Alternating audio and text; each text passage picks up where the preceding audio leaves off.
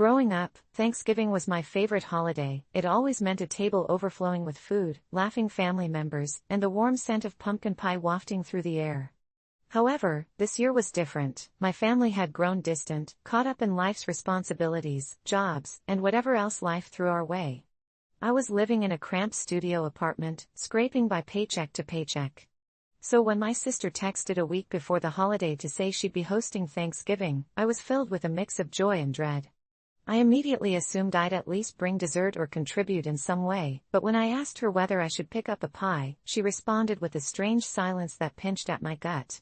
Finally, she texted back, "It's fine, just come," leaving me in a pit of uncertainty. As Thanksgiving approached, I tried my best to prepare mentally. I envisioned my family around the table, laughing over stories from past Thanksgivings, feeling full and happy as I enjoyed their company. Then, I wondered if I could really afford to pitch in this year. I didn't want to seem cheap, but the thought of struggling to make rent mixed with the guilt of not being able to contribute gnawed at me. The evening of Thanksgiving dawned crisp and clear, and I arrived at my sister's house, trying to remember what it felt like for everyone to get together. As I walked through the door, a delicious aroma hit me. The turkey, roasted to perfection, mingled with the sweetness of cranberry sauce and buttery rolls. For a heartbeat, everything felt perfect, and then I noticed something strange. My sister had a pinched smile plastered on her face, and the guests, a mixture of my siblings and their partners, seemed uncharacteristically tense, the clinking of forks muffling the chatter that should have filled the room. I tried to shake off my unease and joined in, eager to dig into the feast. But soon enough, after a few awkward exchanges, my sister announced that a sudden rise in grocery prices this year meant that everyone would need to contribute, which was a strange proclamation considering how we'd always shared the burden as a family. It felt like someone had ripped the joy out of the room. Why did it feel like such a dire situation? I looked around, searching for supportive eyes or someone to break the tension. The shallow laughs only underscored the simmering discontent in my heart. Just as I started to relax, she passed around a collection bowl, glaring at me as if the responsibility to pay for Thanksgiving groceries rested solely on my shoulders. My mind raced, confusion clouding my thoughts. It isn't a potluck if you intend to charge your family to attend. The ambivalence unfolded further as she demanded we each pay an outrageous amount akin to what a meal would cost for a dozen people at a restaurant. I looked at my family's expectant faces. I felt trapped. My heart sank because I would have defended my point without hesitation had this not been my blood. So, I hesitated, caught between the horror of being labeled the cheap sibling and the truth of my situation that left me worrying about bills. Just as I opened my mouth to voice my feelings, a small voice from my youngest niece chimed in, asking why we couldn't all share the joy of spending time together instead of worrying about money. My heart squeezed painfully. I saw my sister's face go pale. I tried to shift the conversation, laughing nervously and sharing a silly story about being trapped in my cramped apartment, but it only felt like digging a deeper hole as my other siblings stared at me in disappointment. I could feel the energy of the room crashing and swirling around me. My pulse quickened, panic began to choke the air. I voiced a quiet AITA for expecting not to have to pay for Thanksgiving groceries. Trying to gauge the atmosphere. Unexpectedly, that innocent prompt lit up tension. "Well, maybe if we all pitched in like we used to, we wouldn't have this problem," my sister snapped, her smile long gone, replaced by a deep flush of anger. Before I could speak, the room erupted into a cacophony of arguments, voices tangled in a familial riot, accusations of selfishness, indifference, and entitlement scraping against each other like metal on metal. I recoiled, panic clawing its way up my throat as I desperately tried to understand how my innocent gesture had thrown everyone into chaos. I could have sworn I watched our family fracture in real time, the crushing realization that we had begun to care more about our pride than the warmth of our shared history drowning the last shreds of joy in the room. My niece started crying, and suddenly the world blurred around me. It felt like I was in a nightmare where nothing could be salvaged. I don't know how long I sat quietly afterwards as their voices echoed, part of me desperately wanting to bolt from that house, and yet another part wished to mend the fraying bonds of my family. I took a breath, willing to attempt a peace offering, only to have my sister shout that it wasn't about me, it was about the costs, almost as if she were trying to erase my existence from that evening. I watched as one sibling left in anger, the door slamming shut behind them, a hollow thud that lingered in the air and resonated deep within me. I can't recall how we finally settled down to the meal after that storm. Tension had wrapped itself around the uneaten turkey, the sides untouched, and we grappled through half-hearted cheers, the festive spirit sucked dry. After a painful pause, I left to the bathroom, desperately trying to breathe, and when I looked in the mirror, all I saw were the guilt-laden eyes of the niece I had disappointed, an image that would haunt me long past that evening. I stepped back into the dining room, shifting on my feet, feeling like I had stumbled into a family gathering less than ideal, a space that felt less like home than an echo of what we used to be. The atmosphere stank of resentment. As I murmured a quiet goodbye later, guilt churned, reminding me of people I loved, staring at their half-eaten plates riddled with an anguish that would linger, ready to haunt me as the holidays loomed closer. My expectations, rather than bringing me into the fold, had created a rift that would deepen and darken into every Thanksgiving to follow. All that remained was the question, AITA for expecting not to have to pay for Thanksgiving groceries. And in the end, the answer was unfathomably clear: it cost more than money to keep a family together. Last summer, my 6-year-old son Max came rushing into the living room, frame brimming with the triumphant energy only a child committed to an idea can muster, announcing he'd decided to get a pet snake, a decision I met with equal parts dread and challenge. Rewind a week, and I had let him watch a documentary about reptiles, telling him all the wonderful things about them, how they're silent, mysterious, and perfectly contained. It seemed harmless at the time until Max's fixation intensified, drowning out everything else until it became a daily ritual. He'd research snakes for hours, holding on to facts about their eating habits and habitat. Their sinister, hypnotic movements made him dream of becoming a snake whisperer. I was the one holding the reins on reality. Snakes create nightmares, don't they? We live in a suburb spattered with kids, and most of them had puppies and kittens. I couldn't imagine the looks I'd get from the other parents if they sporadically encountered my boy frolicking with a long, scaled creature in the yard, or worse, if it escaped into the neighborhood. Thus, I decided to inject some realism into this fantasy. I called a local reptile rescue and arranged a visit. The day arrived, easing my nervousness as I drove to the small facility where scaly creatures sat in enclosure after enclosure, murmuring secrets of the wild. My heart raced with a mix of excitement and dread, half expecting a Houdini snake to leap from its cage and fly for freedom. But upon entering, Max's eyes reflected nothing but awe. He glided from tank to tank, glued to the glass, scarcely breathing, while I stood off to the side, dread building like a storm cloud. Then it happened. He spotted a black mamba. The staff warned us, they weren't kidding, and it was terrifyingly beautiful, its sleek body glistening in the fluorescent light, an almost hypnotizing sight as it flickered its tongue in and out, tasting the air. One of the workers, noting Max's fascination, leaned in with a guarded seriousness. You know, they are deadly, right? I could sense Max's excitement inching toward horror, but instead of pulling him away, I decided to reinforce reality. See, Max? This is what I mean about snakes. They can seem mesmerizing, but they're also dangerous. No one should have one in the house unless they really know what they're doing. His sparkle dimmed, brows knitted together in confusion and disappointment. So we can't have one, Dad? My heart seared at the thought, and unable to meet his determined gaze, I replied, absolutely not. Just then, he turned on his heel, storming out of the room, the pent-up resolve of a child shattered with a single blow, and I thought maybe I had overdone it, but I nursed the belief that I did it for his safety, though a creeping guilt began to take root. We arrived home, and the atmosphere shifted, the air felt static, and I saw Max's face harden into a stubborn expression that told me this wasn't over yet. Days turned into a battlefield of tears and tantrums, him pleading for even a small, harmless snake, swearing he would care for it himself if I'd just let it happen. Don't you trust me? He'd yell, and my heart splintered as I struggled against an invisible wall growing ever higher. Then came the day that broke me. I remember barely holding together my nerves when Max burst into the kitchen wielding a crumpled sheet of paper he'd drawn upon. This is me, he shouted, presenting a crude, bright crayon drawing that depicted him with a snake coiling around his tiny waist, a face devoid of fear, its smile matching his own. I felt the blood drain from my face. It wasn't just art, it was his way of coping, of becoming the snake charmer he thought he could be, and suddenly, in the moment of false triumph, the room felt too small. My breath caught as I realized how desperately he wanted to connect, turning a simple pet into a bridge to something bigger. Mom and I have talked about it.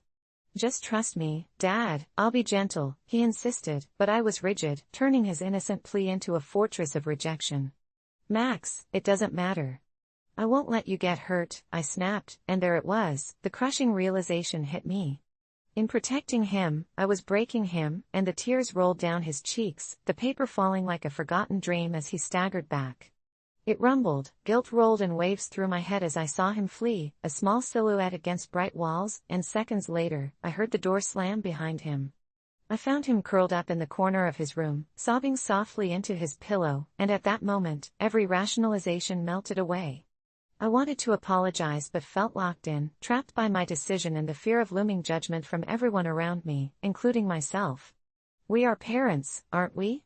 We bear the weight of our children's pain and dreams, but I couldn't shake that feeling. I went to give him a hug, but he recoiled, wiped his face angrily, and spat, "Just leave me alone. You don't care about me." Over the next few days, that wretched guilt clung to me like a shadow, pushing my thoughts into darker corners. I tried to engage him in other activities, to erase the memory of that day, but he wouldn't have it. He'd draw more pictures, always involving the same snake, and I'd push it down, push it aside. Until one evening, while sorting through the junk, I stumbled across my college roommate's journal filled with ramblings about folklore and mysticism surrounding animals thought possessed by spirits. I got lost in dark avenues and old stories and discovered something I hadn't thought of in years, a legend about snakes and the children that could speak to them as if they shared a bond of telepathy. My heart raced as I wrestled with thoughts, and that night I couldn't sleep. I dreamt, or rather, I was haunted by Max, and in my dream, he stood with a snake wrapped around his body, looking at me with those big, watery eyes. "Dad, you let it take me," he said, his voice a fragile echo reverberating through the unmistakable serpentine coil.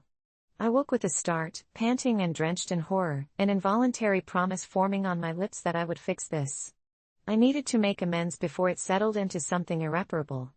I knew then that I had to find a way to show Max I believed in him. I mustered every ounce of will and landed on an idea. After all, he wouldn't let the snake slip from his soul, and I had no choice but to let him learn. So, weeks later, with trembling hands and a racing heart, I returned to that facility, but this time apprehensive hope guided my steps.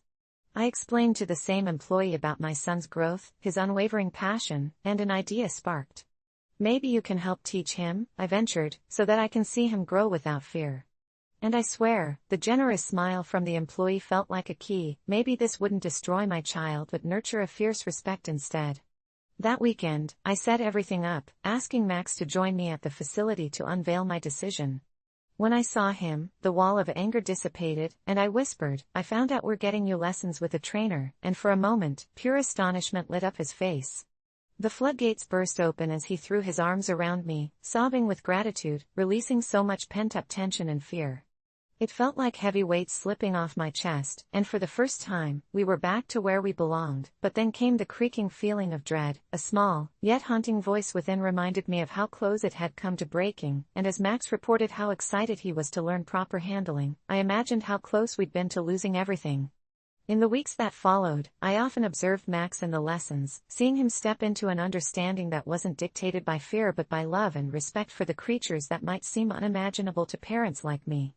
Yet, unease lurked in the air. That gnawing feeling grew as though the snake knew secrets we weren't privy to, and one night as I tucked Max into bed, I caught a glimpse of his crayon drawing sitting atop the bedside table, the snake at its center, smiling, almost sentient as if it held power over our world.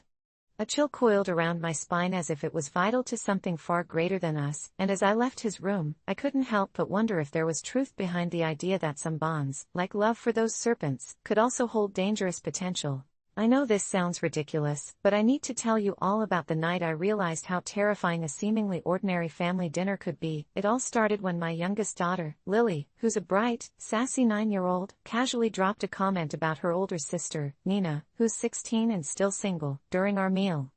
Now, I'm the kind of dad who believes in honesty, so when Lily said, maybe Nina is just waiting for a zombie to wake her up from her sleep, like in those awful romance movies, I chuckled nervously, hoping to diffuse any tension before it escalated.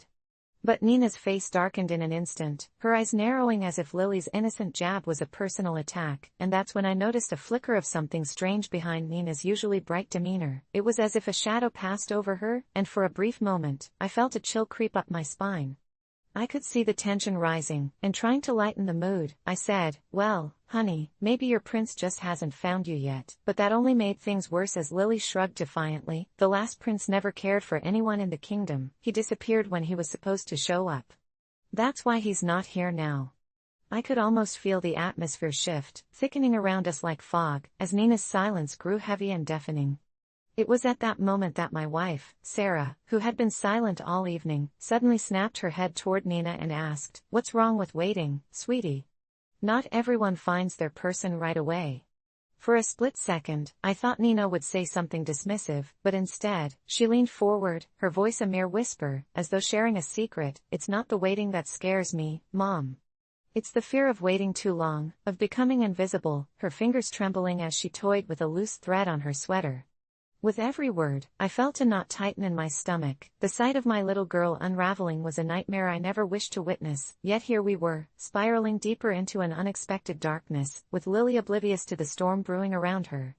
As the conversation swayed back and forth, I noticed a flicker behind Nina's gaze, a kind of desperation that made me question what had been brewing beneath the surface. When Sarah attempted to steer the topic toward Lily's soccer practice, something in Nina snapped. She shot back, her voice sharper than I'd ever heard. "What if I don't want ordinary? What if I want something bigger than this boring life? Maybe I don't want to be a princess. Maybe I want to be left alone." I hesitated, torn between defending my daughters and probing for deeper truths, but the air had grown too tense for exploration. It felt like one wrong word could unleash chaos, and the primal instinct to protect surged through me, so I awkwardly stood before them, the silence fracturing like glass. My heart raced, wondering why simple family banter had morphed into emotional warfare so quickly. Because I had seen my children argue before, but never like this, never, with a palpable weight of sadness shadowing every picture-perfect meal shared. Then came the moment that set my nerves ablaze. Nina, choked with emotion, dashed out of the kitchen, slamming the door behind her, leaving only Lily, who blinked up at me with wide, innocent eyes, asking, "Did I do something wrong, Dad?" As I opened my mouth to reassure her, the sound of Nina's laughter drifted back through the hallway, but it was unlike any laugh I'd heard. It held an eerie edge that felt out of place in our home. A sickening realization dawned on me. There was a sinister overtone lurking in the shadows of what we had just witnessed, and without a clue to what sparked such resentment from my eldest. Immediately, I rushed after Nina, the chill clinging to my skin as I reached her room, only to find her door locked tight. I knocked gently, but she answered with silence thick enough to drown in. "Nina, sweetie, I'm worried. Can we talk?" And her response surprised me. "Can we talk about nothing, Dad?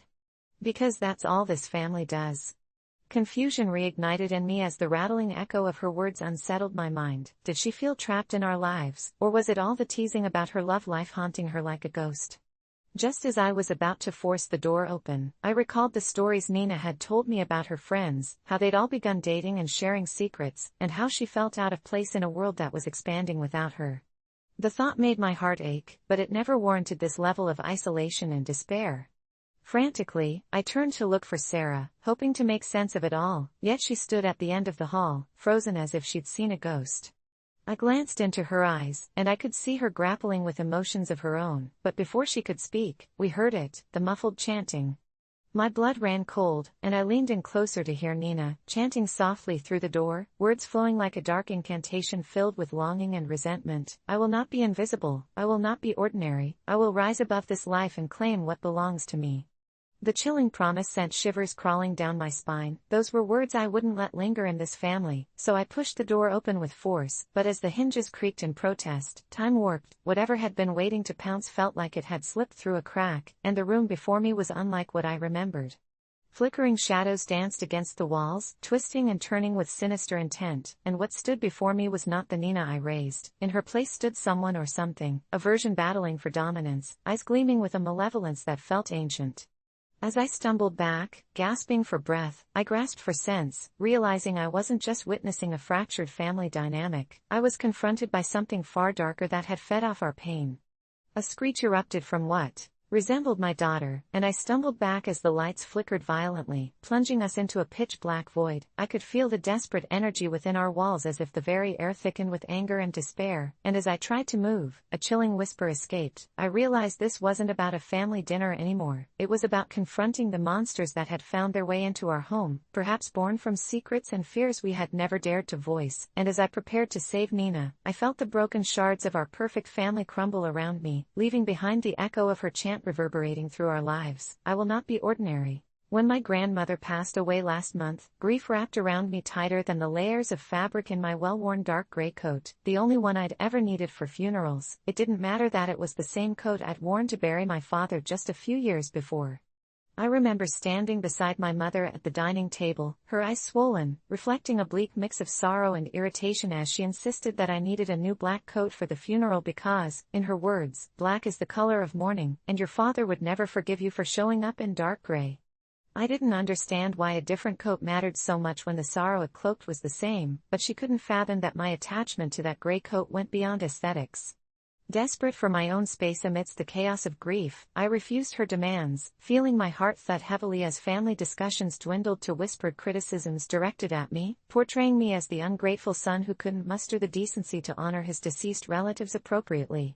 The societal pressure to wear a fresh coat became unbearable, and as I walked through the house that echoed with muted memories of family gatherings and laughter, I felt as though the essence of my loved ones lingered in the folds of that same coat, every crease a moment shared, every thread a lesson learned.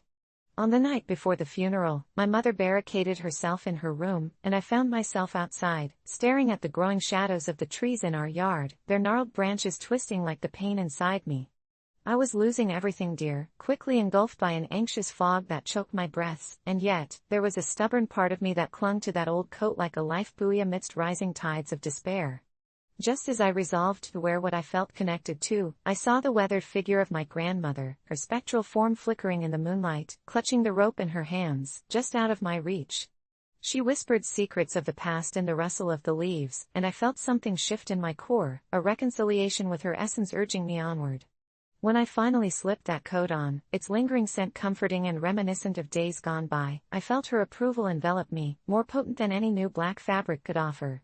I may have failed to meet the expectations of a mother mourning her mother, but as I walked into the funeral home the next day, my chest expanded fiercely, fusing the layers of loss into one coherent resolve.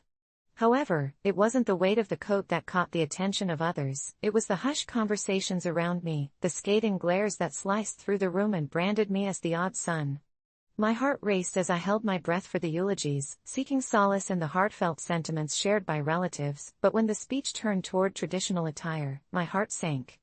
I looked around to see the disapproving glances, relatives who I'd only ever seen dressed in black now aimed to paint my grief as colors beyond the spectrum of acceptance, and I couldn't shake the feeling that the disdain and disappointment whispered behind my back echoed louder than the sorrowful words being uttered. No. I wouldn't let that coat overshadow the memories embodied in my actions.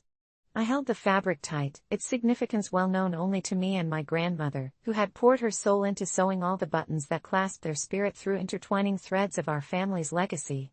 Halfway through the eulogy, I stepped outside to collect my thoughts, greeted by the crisp bite of late autumn air, which felt like a bitter reprimand, punctuating that pervasive loneliness which seemed to chase me even in the company of family. My resolve wavered as the temptation to conform roared in my chest. I shuffled my feet, heart pounding as whispers about me drifted through the thin walls, shrouding me in a tempest of guilt. Did I really deserve to hold on to my memories, my grief, while causing a rift in my family? Just as doubt flooded my being, a rustling sound came from behind me, an old woman in a shabby old coat, much like mine. She didn't appear lost in sorrow but radiant in the brilliance of her past. I noticed the subtle but defiant sparkle in her eyes. She leaned in and whispered, "Tell me, dear boy, does a coat determine love? Does the ink of fabric hold the grave weight of grief, its fabric woven in time?" A second passed, and I felt the urge to spill my heart to this stranger, her presence igniting a warmth that made the chill of discontent fall away. "Be true to your love, dear heart," she continued, "that is the only thread that carries you through the veil." By the time I returned inside, I had shed the chains of my mother's expectations, ready to face the judging gasps with conviction. I reclaimed that gray coat, stigmata of love laced with mourning. It had become a monument, and I, in my unyielding stance against convention, finally understood that it wasn't a question of right or wrong. It was a testament to the bond shared with those we have buried in the earth, a visual legacy that would haunt the fabric of our lives forever. Yet, just when I believed my resolve would silence the whispers, something jolted me, something I couldn't explain. As I stood there, tears spilling down my cheeks, the air grew painfully thick. A chilling wail erupted from behind me, sending a shiver down my spine as the elderly lady's comforting presence began to dissolve into darkness, the echoes of her words transforming into a strange song filling the room. It was as if the shadows were hungry for the bonds we'd forged, ready to unravel every moment I had thought was sacred. My heart raced again, but this time, it was gripped in vice-like fear. What had I unleashed by clinging to my beloved gray coat? Suddenly, the cacophony of mourning morphed into laughter. Family members were grinning grotesquely, their faces stretching uncomfortably, eyes gleaming with desperation as if they desired to wrestle my coat from me, as if the very fabric prevented them from accessing the shared mourning we all needed to bury. As they moved toward me, engulfing my space with taunts of betrayal, I couldn't shake the feeling that something had focused on me. The burden I carried had morphed into a sort of interloper that would not allow my family the catharsis they so demanded. I was slipping into a darkness that resonated deeply from the fabric, as though the memories that should have kept me rooted were becoming malicious, dragging me into depths of despair where coats had never mattered, but souls did. They were reaching for the coat, their laughter edging into madness, and I realized the family beneath the funeral garb had become ravenous specters, controlled by their hidden grief and impossible expectations.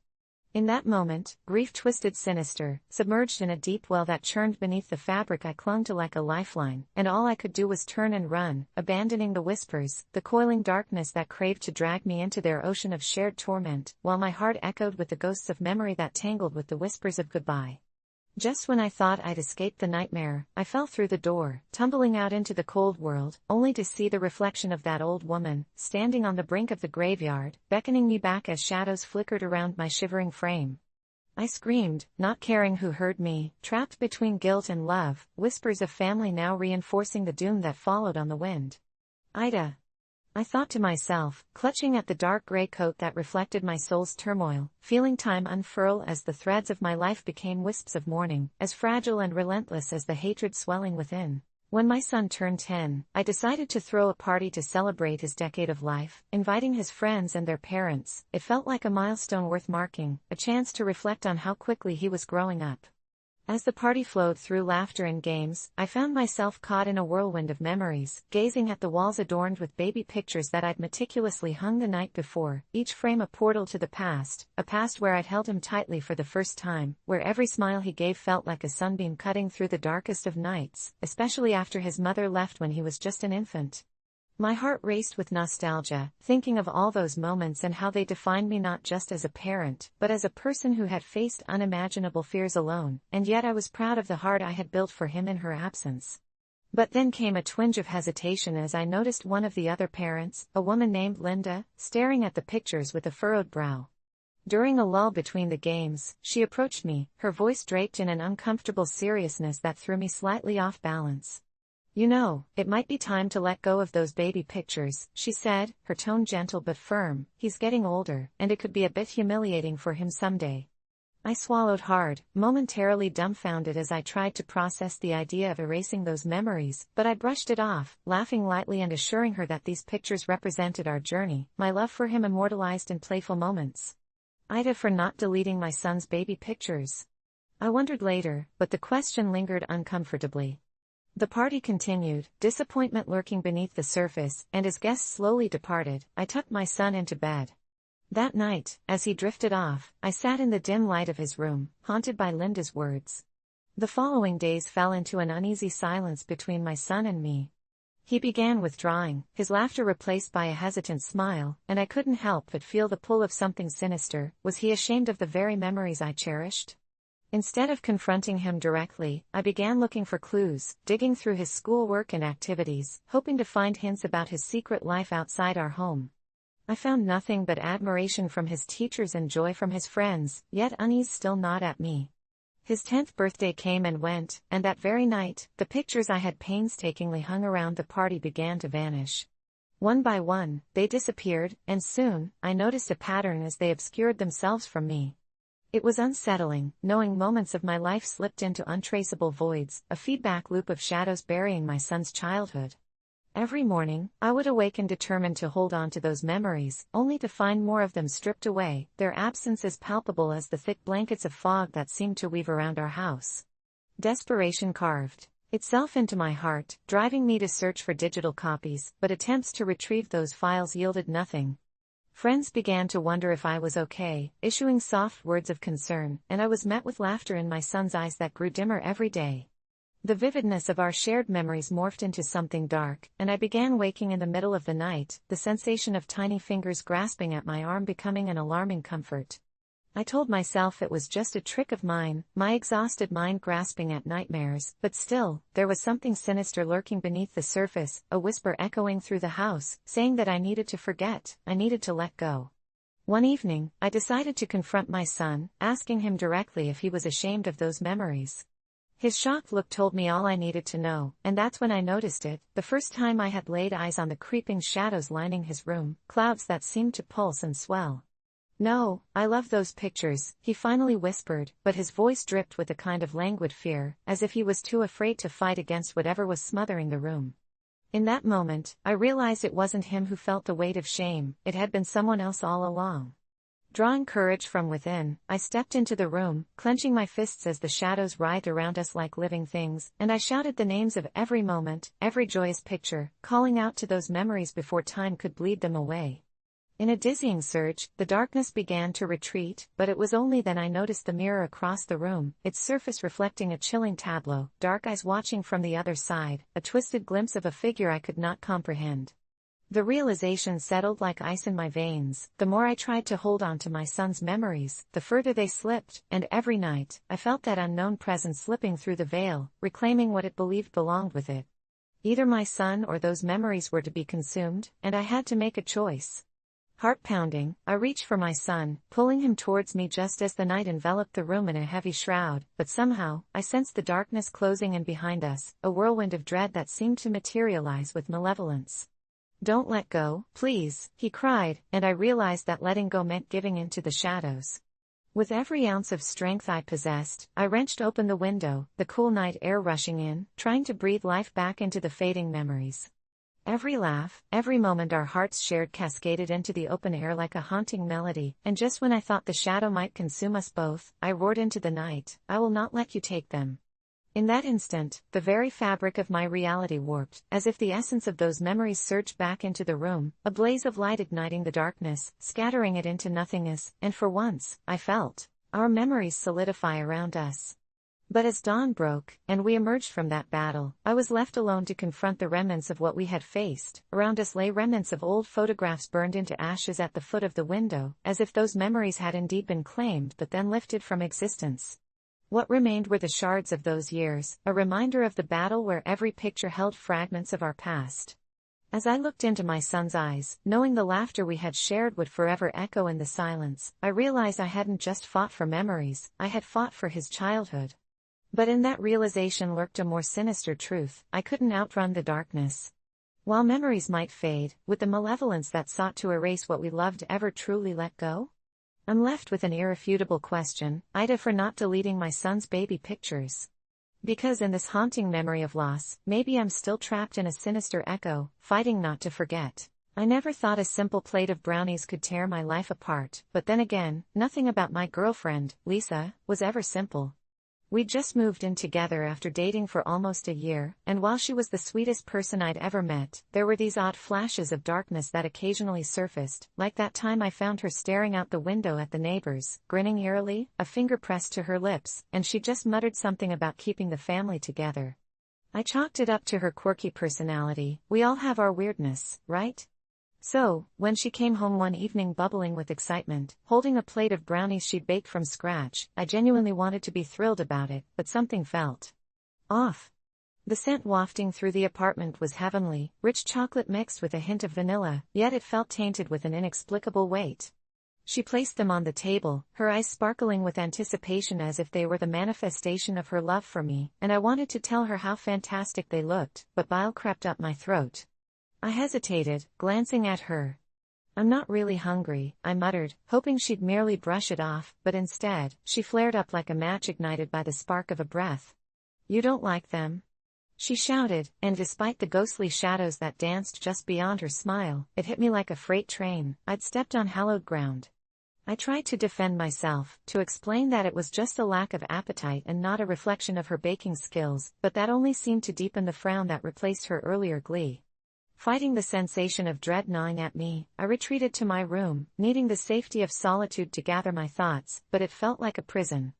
I couldn't shake the feeling that I'd awakened something I shouldn't have, and as the hours passed, I could hear her moving around in the kitchen, soft mutterings merging with the darkening night. Eventually, sleep dragged me into a nightmare I'd never forget. I saw Lisa standing above me, her face illuminated by the soft glow of moonlight streaming through the window, but there was something unsettling about her smile, something predatory, yet she offered me a brownie, insistent, as the shadows coiled around her in an embrace. I woke with a start, sweat-soaked sheets clinging to my skin, the faintest echo of her whisper still ringing in my ears, a siren's lure, just one, darling. When morning came, an overwhelming unease clung to my chest like a weight, and I avoided her gaze over breakfast, worried about how drastically my words had shifted the atmosphere. Are you sure you don't want to try one? She asked, a tremor of desperation more than mere sweetness creeping into her tone.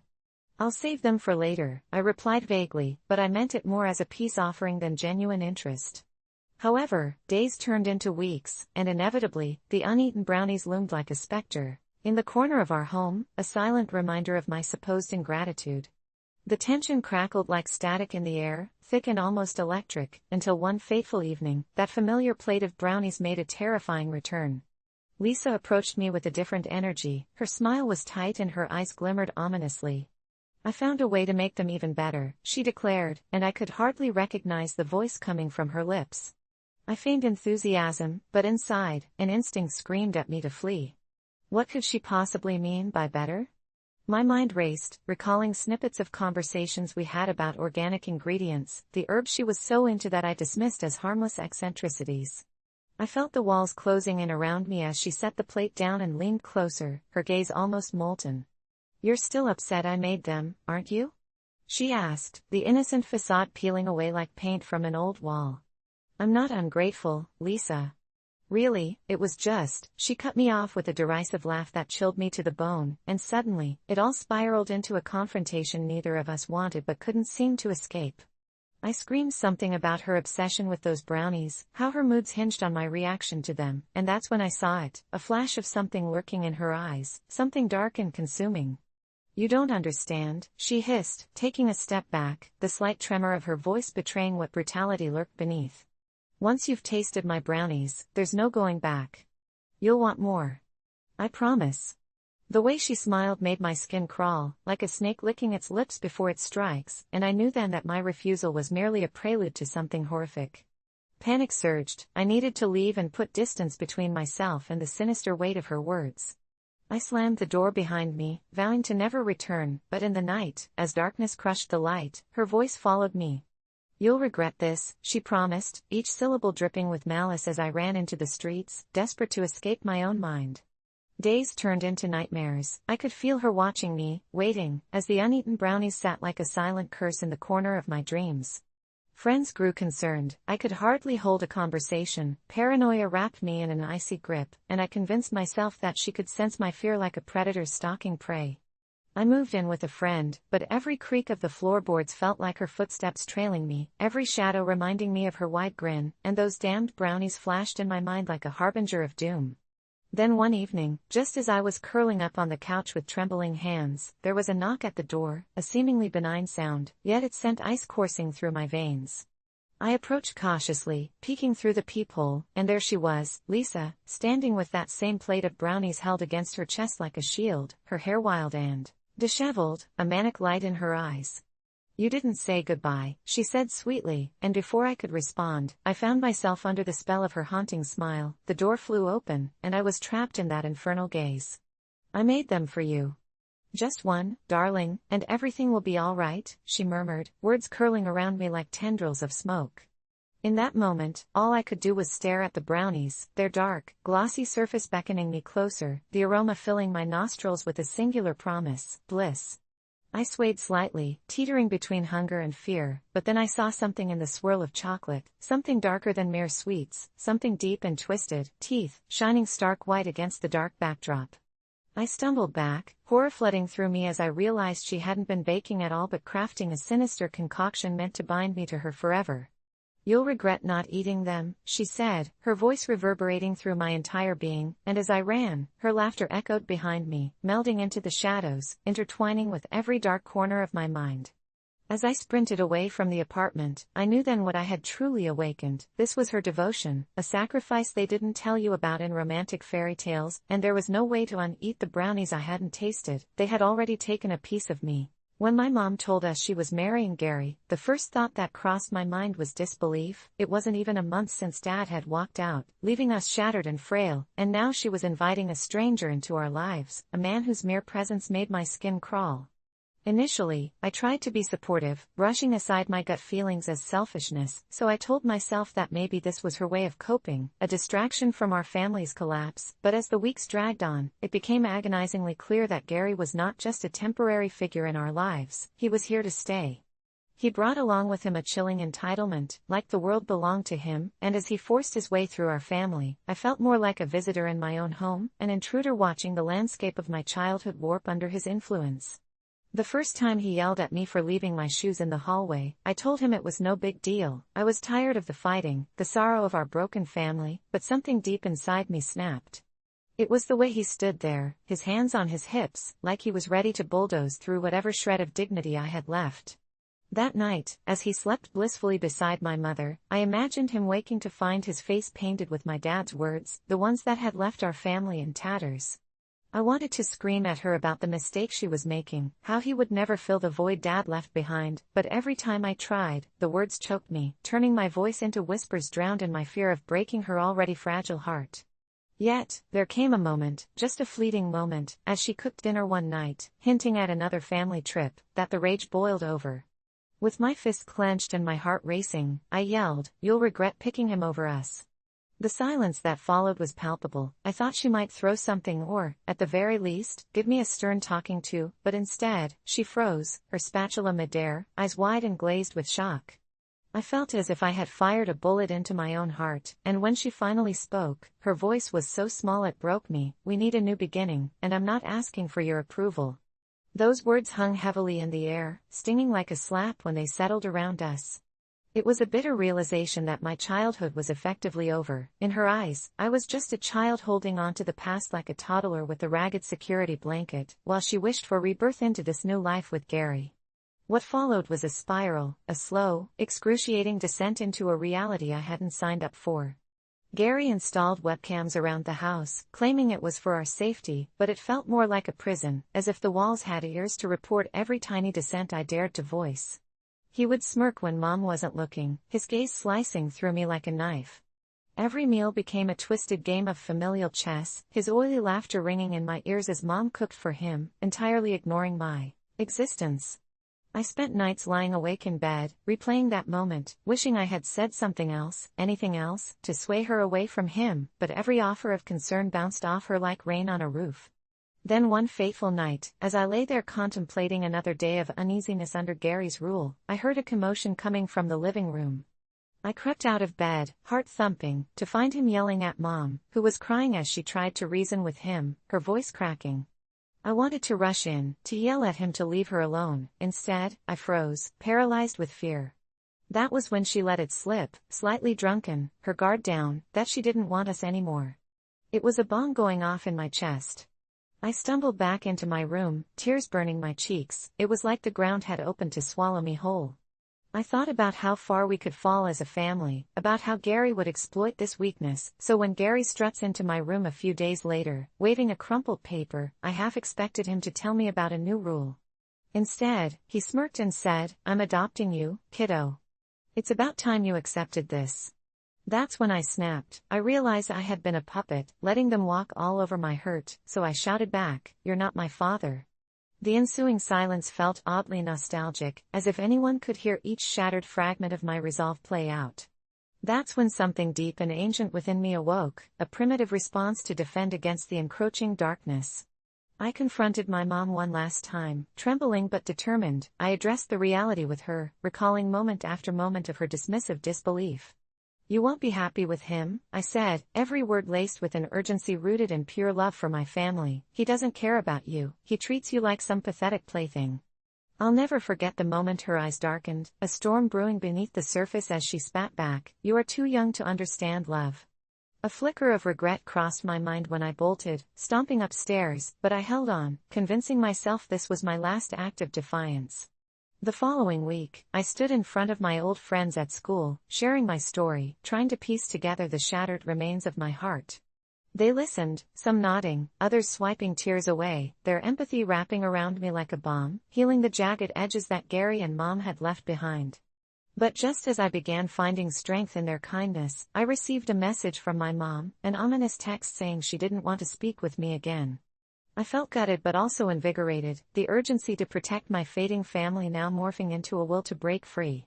I started planning a life without the continued weight of a reality tethered to Gary, until one day, my phone buzzed with the dreaded news: Mom had taken off with Gary, leaving everything behind. Maybe she saw it coming, or maybe she was always willing to trade legitimate love for empty promises. And in that moment, as I stood in the remnants of a lifelong stifled, I realized, perhaps I was wrong to claim she would regret her choices. The devastation of my truth had always belonged to her, driving me forward as the weight of her choices shattered my once unbreakable spirit.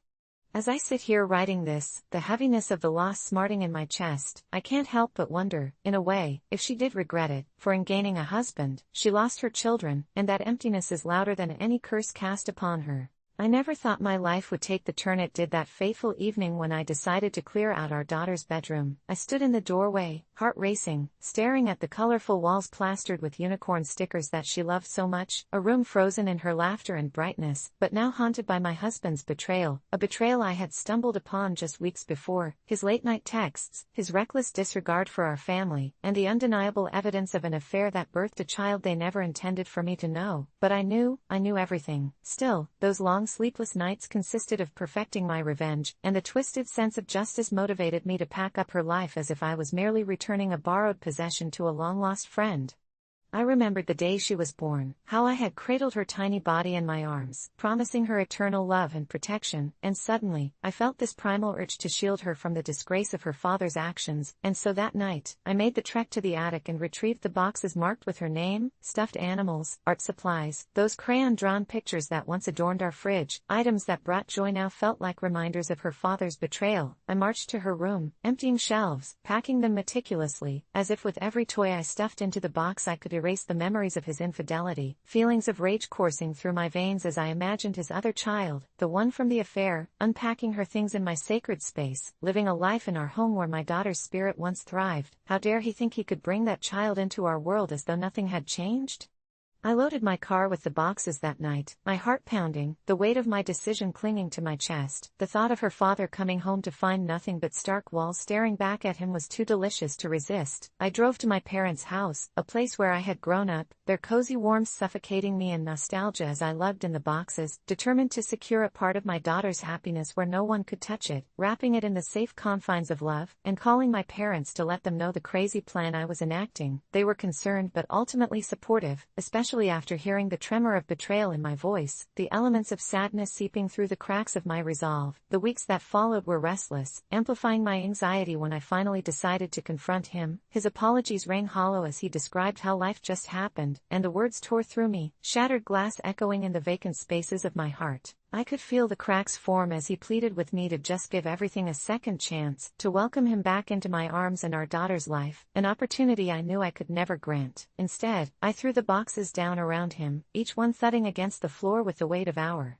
broken dreams, hexing him with my furious stare. I told him I'd already done the heavy lifting. He would have nothing left of her, nothing left of peace for the child that had stolen my life. he gasped, his face morphing into disbelief, anger bubbling within those hazel eyes I once loved, but I felt a strange sense of satisfaction as I hung up the phone after declaring it was done, a calm overtaking me as I drove back to my parents' place to tuck my daughter into bed, and the next day, I received a call that turned my world further upside down. A mixture of disdain and pity filled my stomach as I learned about his plans to contest the arrangement, claiming that I was being unreasonable, uprooting her life further into chaos, twisting my act as malice rather than a mother's attempt to protect the sanctity that remained of our family. A loaded gun and a duel awaited. The stakes were high as whispers of the affair child began surfacing. Drama unfolding in circles I never intended to find myself in, my small town filled with scrutiny and judgment as I became the center of attention. The child was so innocent, I understood, but the way my husband was telling the story twisted everything about who I was. I was the villain now, the sinner who sought revenge on a child who knew nothing, and yet, I was right. It was an emotional roller coaster that left my heart wearied and precariously balanced as I battled courts for custody, justified my choices in front of their distorted glares, and braced for the war that would ensue when the affair child's mother decided to step forward, her blood-curdling screams echoing in the depths of my mind when she confronted me about taking their belongings, accusing me of silently cruel intentions as if I was the one who betrayed, as if I pulled the trigger first. It was easy to hate her as she bounced behind the emotions of being denied happiness, as I reminded myself she chose this life, while I had committed to ours. But things began to change when I heard my daughter whisper hauntedly through the air while she played with friends, "Is my room still there?"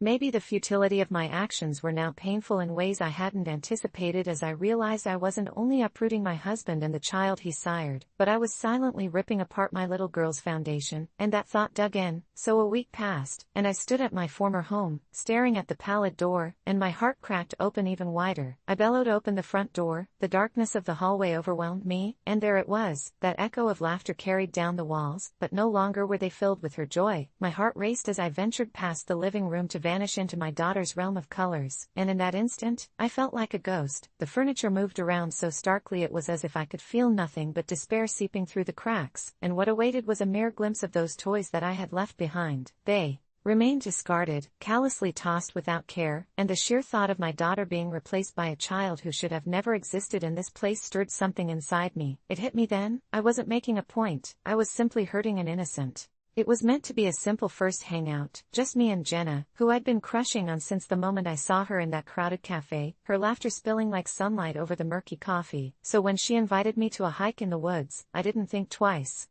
I picked her up, my heart racing as I wondered if she'd notice my overenthusiastic cologne masking the scent of my nerves. The trail was gorgeous, dappled with autumn leaves, the air crisp and cool, and her presence felt electric, sending jolts of warmth through me even as the temperature dropped. As we trekked deeper into the woods, I found myself lost in conversation, trading stories about our childhoods and awkward high school moments, every laugh pulling us closer, every shared secret feeling like a pact. But as we reached a clearing glinting with sunlight, Jenna shivered slightly, wrapping her arms around herself.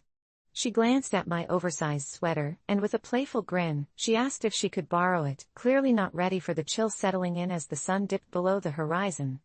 My instinct was to shrug it off and give it to her, but something about her request sent an icy tingle down my spine. Maybe it was that acute awareness of how easily one moment could shift into an entirely different reality. I hesitated, looking into her eyes, which flickered with both surprise and disappointment at my pause, and I finally said, "I think I'd rather not." It's, my favorite, which was a total lie, but I didn't know why I felt the need to withhold it. The flinch that crossed her face was subtle yet profound, but she quickly brushed it off, and we resumed our hike, the laughter now tinged with a hint of unease that I couldn't shake. The sun was almost gone, splattering the sky in streaks of orange and purple that felt surreal against the looming shadows that began to swallow the path we hadn't even realized we had ventured off. As we walked, the air turned heavy, and I noticed the woods felt different, as if everything was holding its breath, and I half wondered if the forest itself had come alive, watching our every step. We stumbled upon an old cabin, partially obscured by gnarled trees, its windows like empty eyes staring into the wilderness, and Jenna seemed drawn to it, almost against her will. I felt the instinct to grab her arm when she stepped towards the door, but it felt absurd. I wasn't her protector, just the guy who refused to give her my sweater. As if sensing my hesitation, Jenna turned to me, her expression eerily blank for someone who had just been speaking so animatedly. "Let's go check it out," she said with a tone that felt oddly detached, and despite every warning bell clanging in my mind, I followed her inside, the door creaking as if lamenting the intrusion. Inside, the air hung thick and musty, with wooden beams that groaned under the weight of years forgotten. Shadows cast by our flashlights flickered across the walls, revealing remnants of a life abandoned, a broken chair, dust-coated dishes piled in the corner.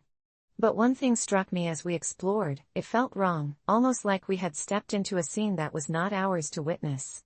Jenna laughed suddenly, her voice echoing oddly in the silence, but when I turned to her, I saw that the darkness had drawn something out of her, her eyes dancing with a strange light that pulled at my gut. "I feel so liberated, don't you?" "Like we're breaking the rules," she said, her smile wide but unsettling, as if she was channeling some hidden energy swirling in the air. That was when the hairs on the back of my neck stood up.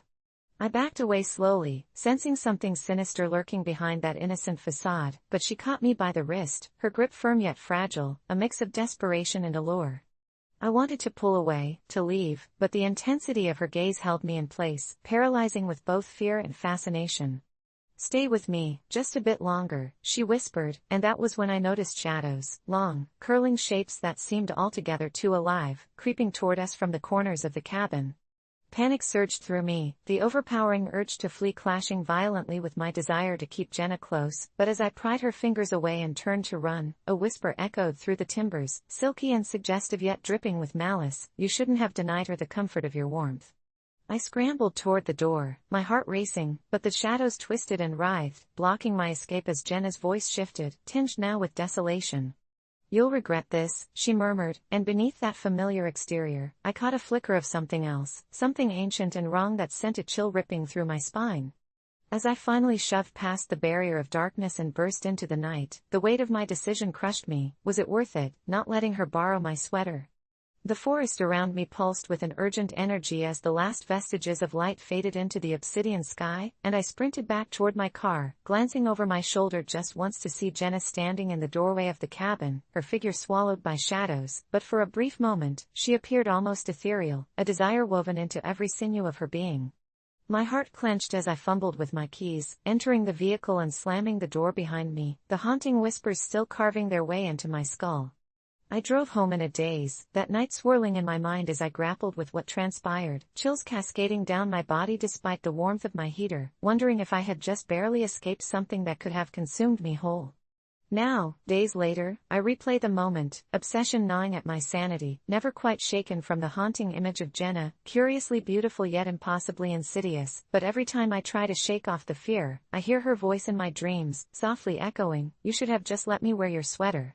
I didn't expect my life to twist into this nightmare the day my husband brought his daughter from his first marriage to live with us. She was only 10, and he thought that having her here would help mend the fractured relationship they had, but, honestly, I felt like a stranger in my own home. Sure, I cared about her, she was a kid, after all, but I wasn't ready to be a parental figure, especially not so soon after we got married, and I made that clear to him, only for him to dismiss my discomfort with comments about being a real family. The first week was a whirlwind of chaos. She arrived with a duffel bag full of clothes but left the rest of her emotional baggage in her soul, the kind nobody else sees until it starts to weigh heavy in the air between us. Her name was Lily, and her big, doe-like eyes always seemed to hold memories of something dark, something unspoken. I sometimes caught her staring out of the window, as if waiting for someone or something that would never come, even as she wore a forced smile. The problem wasn't just her sadness, it was the creeping sense of menace that seemed to follow her, like something from a horror movie. There were strange occurrences, like objects moving on their own, or the times we'd hear soft sobbing at night, which would just be her mumbling in her sleep, but it made me feel paranoid every time I had to check on her. What made things worse was the way my husband looked at her, the way his eyes softened. It made me feel as if I was slowly exiting the picture, replaced by a ghost of his past. One night, while I was supposed to be preparing dinner, I heard her whispering to what I thought was an empty room, and when I walked in, she paused, her fingers tracing the edge of a dusty old book that had mysteriously appeared on the floor.